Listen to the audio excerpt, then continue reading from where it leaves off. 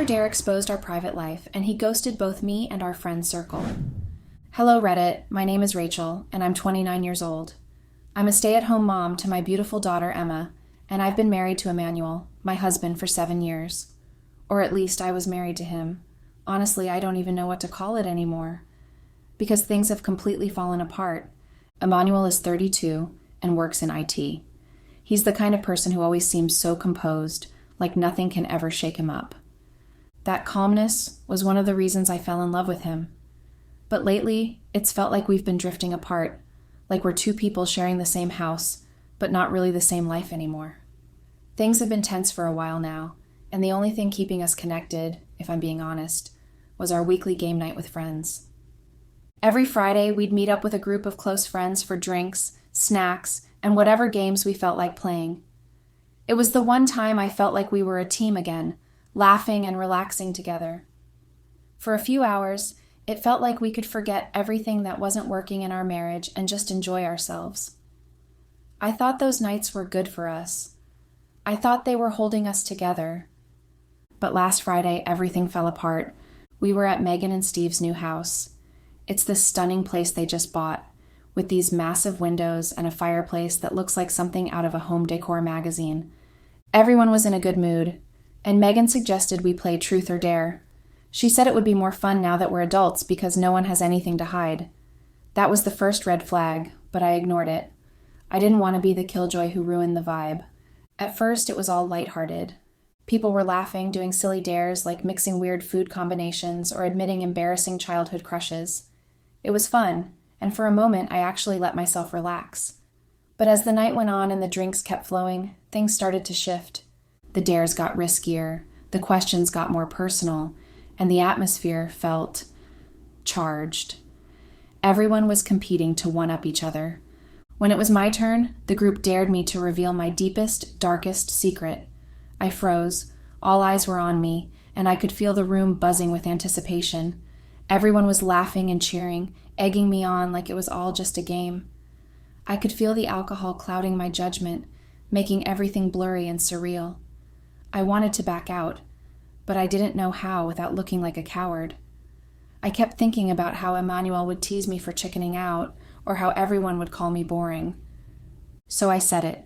I told them my deepest secret. I told them that I had slept with someone else.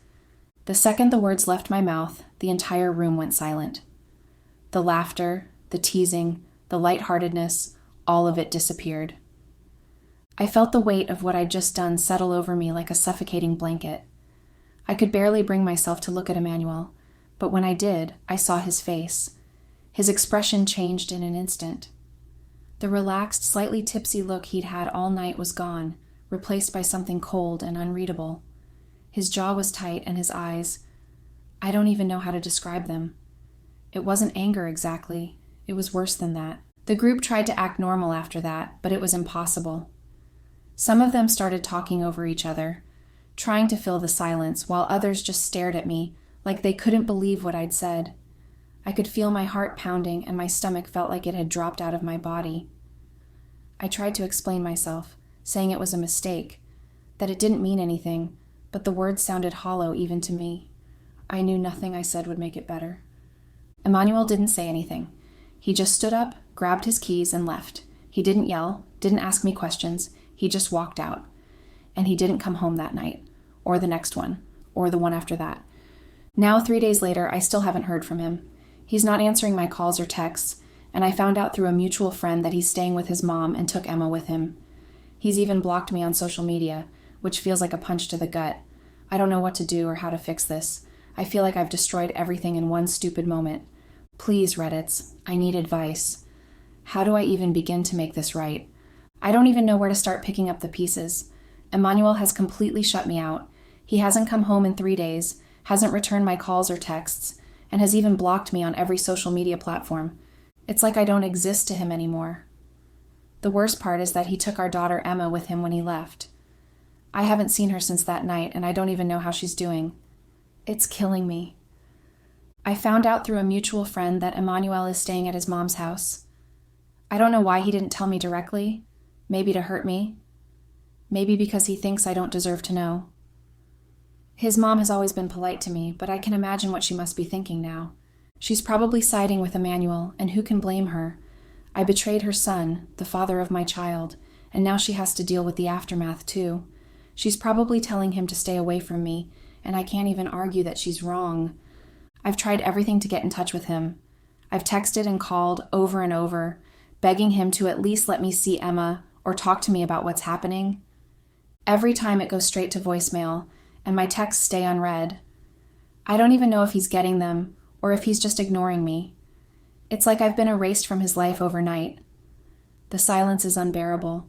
I can't sleep, I can't eat, and my mind is constantly racing with worst-case scenarios. What if he never comes back? What if he decides to fight for full custody of Emma? What if I've ruined everything for good? And it's not just Emmanuel. The friend group, our so-called support system, has fallen apart too. Everyone knows what happened now, of course. They were all there when I blurted it out during Truth or Dare, so there's no hiding or damage control. Half of them have made it very clear they blame me for everything. Megan hasn't spoken to me since that night, and Steve sent me a short, awkward text saying he doesn't want to get involved, but thinks we all need some space to cool off. Some of the others are staying neutral, but their silence feels like judgment too. No one's outright defending me, and I can't blame them. I betrayed my husband and brought our private issues into the group in the most humiliating way possible. What are they supposed to say? That it's okay? That they understand? I've turned our game night, a tradition we all looked forward to, into something toxic and unbearable. I'm pretty sure no one will ever want to host again, not with this hanging over all of us. Jason, the person I had the affair with, has gone radio silent too. He hasn't reached out, hasn't tried to explain himself or apologize, nothing. I don't even know if he's still in touch with Emmanuel, or if they've had it out privately. All I know is that he's disappeared, and I'm left to deal with the fallout alone. Part of me is furious at him. He knew what I was about to confess that night, and he didn't say a word to stop me. It's like he threw me under the bus just to save himself, and now I'm paying the price for both of us. The house feels so empty without Emmanuel and Emma. Every corner reminds me of them, of the life we built together, and now I can't even walk into the living room without breaking down. Emma's toys are still scattered around like nothing has changed, and I can't bring myself to pick them up. Her favorite stuffed animal is sitting on the couch, and every time I look at it, I feel this ache in my chest that I can't describe. I keep thinking about her little voice calling me mommy, and how she must be confused and scared, wondering why she's with her grandma and not at home with both of us. Emmanuel is probably furious with me, and I can't blame him. I betrayed his trust, not just by having the affair, but by letting it come out in the most public, humiliating way possible. He didn't even have a chance to process it privately, or confront me about it one-on-one. Instead, it was laid bare in front of all our friends, like some kind of twisted reality show. How do you come back from that? How does anyone come back from that? I know I deserve the blame, but it doesn't make it hurt any less. I miss my husband. I miss my daughter. I miss the life we had before I made the worst decision of my life. I don't even know where to start fixing this mess. Every time it feels like there's this heavy weight on my chest crushing me. I feel so alone, and I don't know what to do. Reddit, please. I need help. How do I get him to talk to me? How do I fix this? I know I don't deserve forgiveness, but I can't lose my family. I can't lose Emma. I don't know how to live without them. Looking back, I guess it all started with the distance between us. It wasn't like Emmanuel and I had a big blowout fight or some dramatic event that pushed us apart. It was slow, almost invisible at first, but it was there. Emmanuel's job as an IT specialist had always been demanding, but over the past year, it had gotten worse. He was working late most nights, bringing his laptop to the dinner table, and disappearing into the spare room for endless calls with clients. When he wasn't working, he was traveling, always flying off to some conference or meeting. At first, I tried to be understanding. He was doing it for us, right? To provide for our family. But as the days turned into weeks and the weeks into months, I started to feel like I was living with a ghost. Emmanuel barely looked at me anymore, let alone touched me. There was no more kissing me goodbye in the morning or holding me when he came home late. Even when he was home, he wasn't really there. He'd sit on the couch with his phone or laptop, his eyes glued to the screen, while I tried to keep Emma entertained or cleaned up after dinner. It felt like I was doing everything on my own. I know that sounds dramatic. I mean, it's not like Emmanuel was intentionally ignoring me, but it hurt all the same. It was like I didn't exist, like I was just part of the background noise of his life. At the same time, my own life felt stagnant. I adore Emma, don't get me wrong, but being a stay-at-home mom is hard in ways people don't talk about. The days all blur together, filled with laundry, cooking, cleaning, and endless episodes of Bluey. I'd look at myself in the mirror some days and barely recognize the person staring back. My hair was always in a messy bun, I lived in leggings and oversized shirts, and I couldn't even remember the last time I put on makeup or did something for myself. Emmanuel used to tell me I was beautiful, even when I wasn't trying, but he didn't say that anymore. Hell, I don't think he even noticed me anymore. I started to feel invisible, like I was just a fixture in the house instead of his wife. I tried to bring it up a few times, gently at first. I'd ask if we could have a date night or if he could take a break from work to spend some time with me and Emma. He always promised he would, but something always came up. A deadline, a meeting, a late-night call with a client in another time zone. After a while, I stopped asking because the answer was always the same. One night, after Emma had gone to bed, I finally snapped. I don't even remember what set me off. Maybe it was the way he walked past me without saying anything. Or maybe it was the fact that he hadn't even looked up from his laptop during dinner. I told him I felt like we were drifting apart, that I needed him to be more present, more involved. I poured my heart out, telling him how lonely I'd been and how much I missed us. I thought he'd understand, or at least try to. But instead, he just sighed, closed his laptop, and looked at me like I was being unreasonable. "I'm doing all of this for you and Emma," he said. "I'm working my ass off to make sure you have everything you need. What more do you want from me?" I remember standing there stunned. It wasn't just the words, it was the way he said them, like I was being selfish for even bringing it up, like I didn't have the right to feel neglected. I tried to explain that I didn't care about the money or the things he could provide, that I just wanted him, but he brushed it off, saying he was too tired to have this conversation and that we'd talk about it later. Except we never did. He went to bed and I stayed up, staring at the ceiling and feeling like the walls were closing in on me. That was the night something inside me shifted. I stopped believing that things would get better, that Emmanuel would magically wake up one day and realize how much I needed him. I felt like I was screaming into a void and no one was listening. The loneliness, the monotony, the feeling of being invisible, it all started to pile up. And the more I felt ignored, the more I craved attention from someone, anyone, who would make me feel seen again. I hate admitting that now because it sounds so pathetic, but it's the truth. I was lonely, I was vulnerable, and I was desperate for something to break the cycle. I didn't know it at the time, but that was the beginning of the end. It wasn't like I woke up one day and decided to destroy my marriage. I never planned for any of this to happen, and if I could go back and change it all, I would. But life doesn't work that way, does it? It just happens. And before you know it, you're in too deep to claw your way out. Jason had always been part of our lives. He was one of Emmanuel's closest friends and a regular at our game nights. He was charming in that easy, carefree way that made everyone like him. He always had a joke ready, always knew how to lighten the mood, and I used to appreciate that about him. At first I thought of him as nothing more than Emmanuel's friend, someone who was fun to have around, who brought life to our little gatherings. But things started to shift when Emmanuel became more distant. I don't even know when it started. Maybe it was the way Jason always noticed the little things, like when I got my hair trimmed, or when I wore a new dress. Emmanuel didn't notice those things anymore, but Jason always did.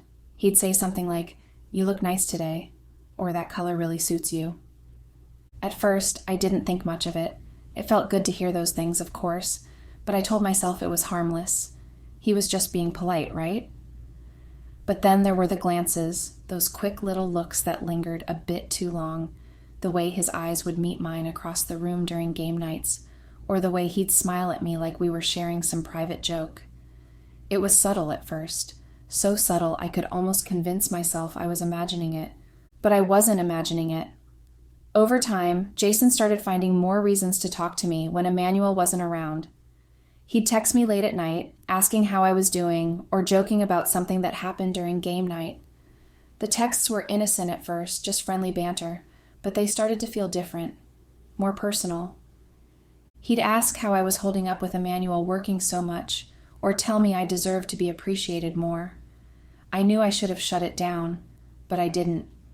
Those texts filled a void I didn't even realize was so deep. They made me feel noticed, like someone actually saw me. It wasn't long before the texts became more suggestive. Jason would comment on how beautiful I looked at game night or say things like, "Emmanuel's a lucky guy." I knew it was wrong, but I didn't stop him. I even found myself waiting for his messages, my heart racing whenever his name popped up on my phone. I told myself it was harmless, just a bit of flirting, nothing serious. But deep down, I think I knew where it was headed. The breaking point came at a friend's birthday party. Emmanuel was supposed to come with me, but at the last minute, he had to stay late at work to deal with some crisis. I went alone, feeling a mix of frustration and disappointment. Jason was there, of course, and he made a beeline for me the moment I arrived. He joked about how Emmanuel was missing out and offered to keep me company for the night. I should have said no. I should have walked away. But I didn't. We spent most of the night talking, laughing, and drinking. It felt easy with Jason, like I didn't have to try so hard to pretend everything was fine. He told me I deserved more, that I was too good to be taken for granted. I wanted to believe him. I wanted to feel like I mattered to someone.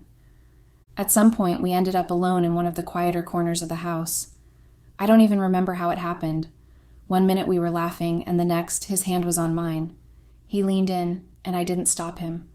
Our kiss started out hesitant, almost testing the waters, but it didn't stay that way. It deepened quickly, and before I knew it, we were crossing a line I could never uncross. I should have felt guilty right then and there, but I didn't. Not at that moment. All I felt was a rush of emotions I hadn't felt in years: excitement, validation, desire. It wasn't until the next morning that the weight of what I'd done hit me like a ton of bricks. I told myself it was a one-time thing, a mistake I'd never repeat. But it wasn't. That kiss was the beginning of something I couldn't control, no matter how much I wanted to convince myself otherwise. After that first kiss at the party, everything changed. Jason and I didn't talk about it right away, maybe because neither of us wanted to admit what had happened. But it didn't take long before it happened again. The next time was at game night. Emmanuel was busy talking to someone, and Jason found a moment to pull me aside. He smiled at me, that same confident smile he always had, and whispered something about how he hadn't been able to stop thinking about me since the party. I knew I should have walked away, but I didn't. I let him kiss me again, right there in the hallway, while everyone else was in the living room. It was quick, stolen, but it felt like crossing another line I could never come back from. From there, things escalated fast. Whenever Emmanuel was out of town or working late, Jason and I found ways to be together.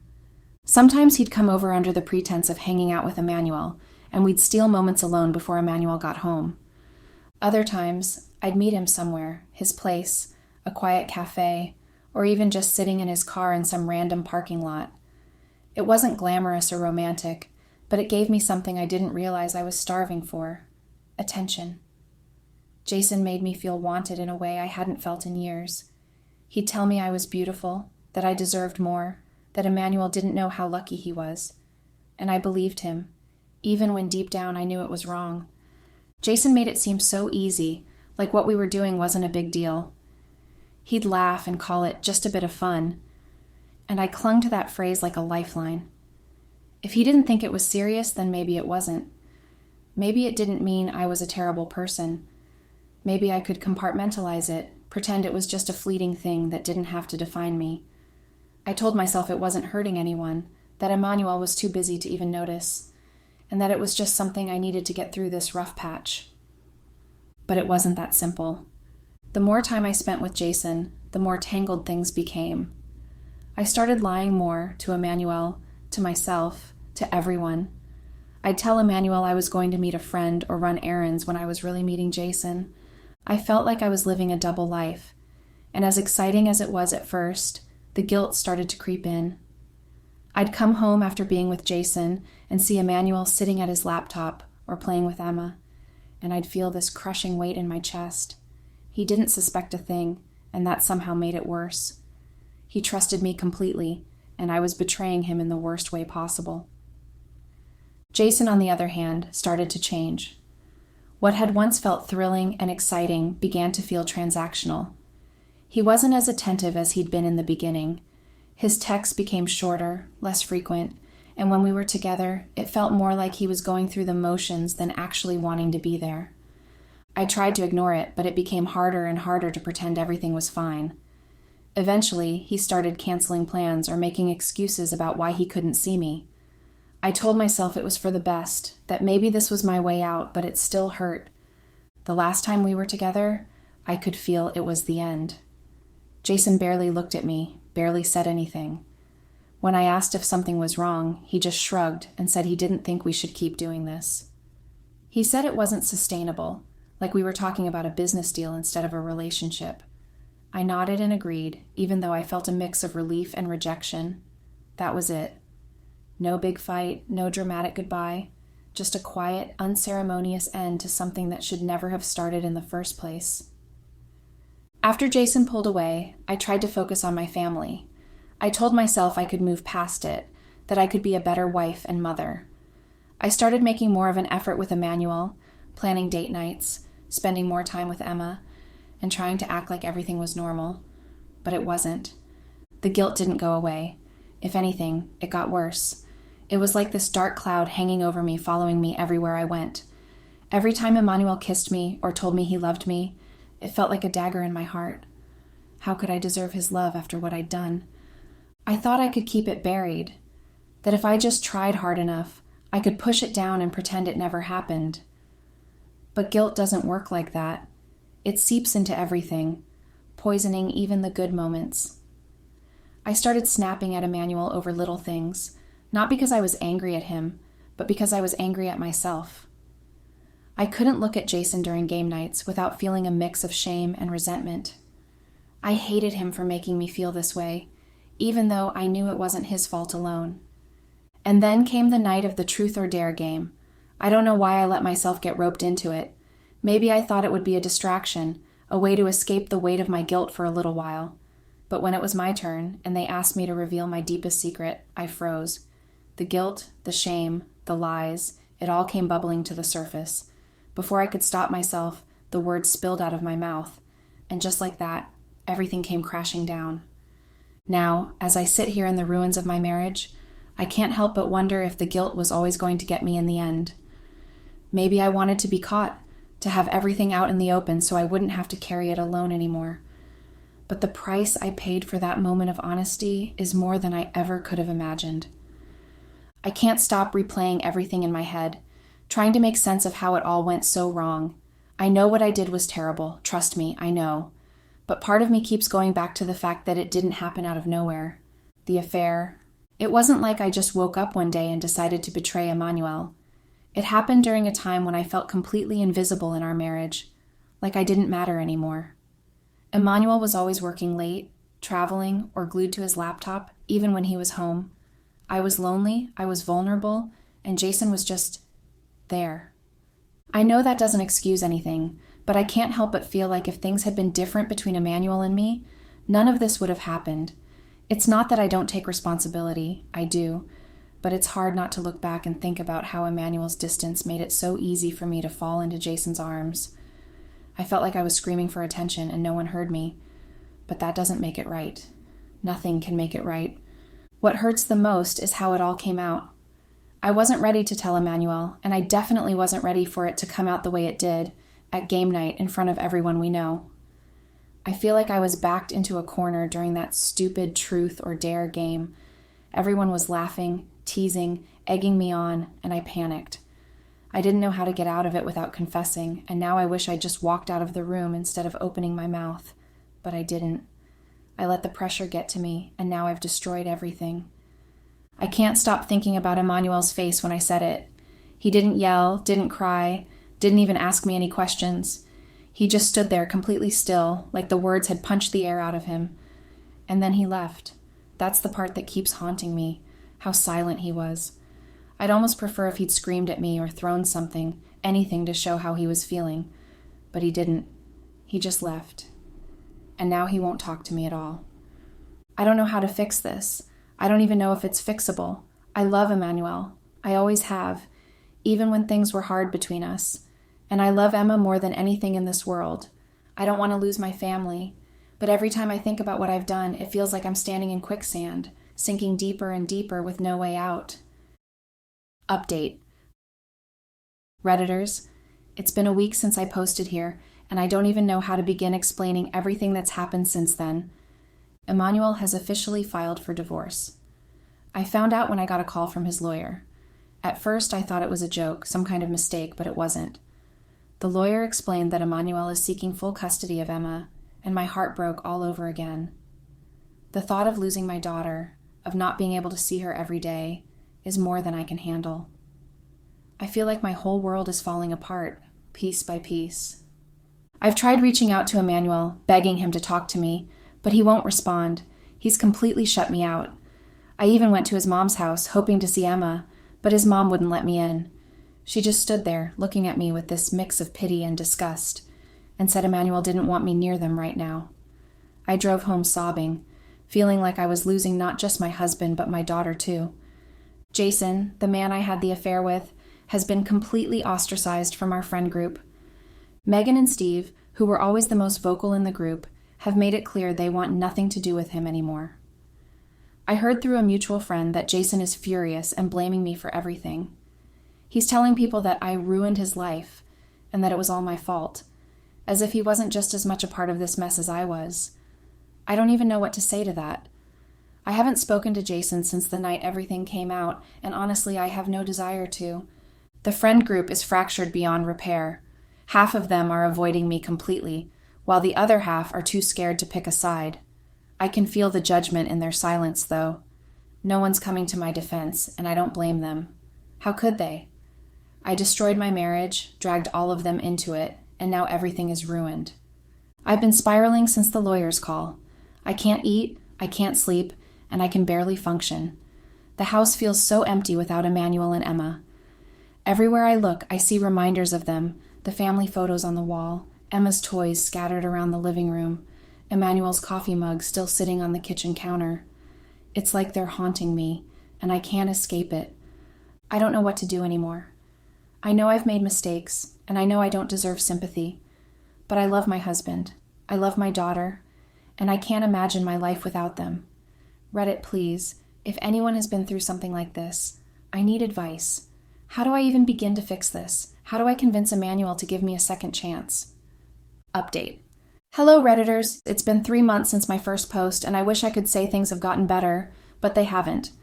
In fact, they've gotten worse in ways I didn't even think were possible. I've been a wreck, barely sleeping, barely eating, and constantly thinking about what I could have done differently to keep my family together. But now I've learned something that has completely shattered me all over again. Emmanuel is seeing someone new. I didn't find out from him, of course. He still won't talk to me. I heard it through mutual friends, who seemed almost reluctant to tell me, but clearly felt I needed to know. Apparently, Emmanuel has started dating one of our mutual friends from the game night group, Lauren. Yes, Lauren. The same Lauren who used to come over to our house for drinks and games. The same Lauren who smiled at me across the table like we were all one big happy group. She's the one who's with Emmanuel now. When I first heard it, I couldn't believe it. I thought maybe it was a rumor, something people had twisted out of context. But the more I asked around, the more it became clear that it wasn't just gossip. Emmanuel and Lauren are definitely seeing each other. They've been spending time together, and from what I've been told, she's been helping him with Emma, helping him with my daughter. The thought of another woman stepping into my role, into my family, makes me physically sick. I keep telling myself that this is Lauren's fault. She must have been waiting for her chance, hanging around the edges of our marriage like a vulture, just waiting for the moment she could swoop in. Who moves in on a man who's barely separated from his wife? What kind of person sees a family falling apart and decides to make herself part of the picture? It's disgusting. And what hurts even more is that I used to consider Lauren a friend. She used to sit in my living room, laughing and drinking wine with me, and now she's this. But the truth is, no matter how much I want to blame Lauren, I know Emmanuel made the choice to let her in. He has really decided to cut me off and is showing it off in a hurtful way. People, of course, support him. They think he's made the right decision to move on from a lying and cheating wife like myself. I hurt him, and now he's choosing to hurt me back in the worst way possible. And that realization cuts deeper than anything else. I can't stop picturing them together. Lauren with her perfect smile, probably cooking dinner with Emmanuel and playing with Emma like she belongs there, like she's the better version of me. I've been spiraling ever since I found out. I don't know what to do or how to handle this. A part of me wants to confront Lauren, to ask her what the hell she thinks she's doing and why she couldn't stay out of my life. But another part of me wonders if that would just make things worse. What if Emmanuel sees it as me being petty or desperate? What if it pushes him even closer to her? And then there's Emma, my sweet little girl, caught in the middle of all of this.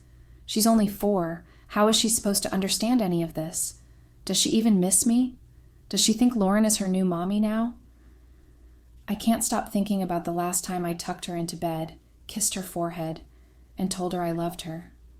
It feels like a lifetime ago, and I don't know if I'll ever get that back. Reddit, I'm at a complete loss. I just know that at the end, it is all my fault and that I've lost my family, which I should have fought hard for in the beginning, rather than resorting to another means of making myself happy. A temporary one. That has now caused my entire life. And the painful thing is, I have to keep living like this, stuck in this endless cycle of regret and heartbreak. And to be honest, I don't know how much more I can take. Goodbye, guys.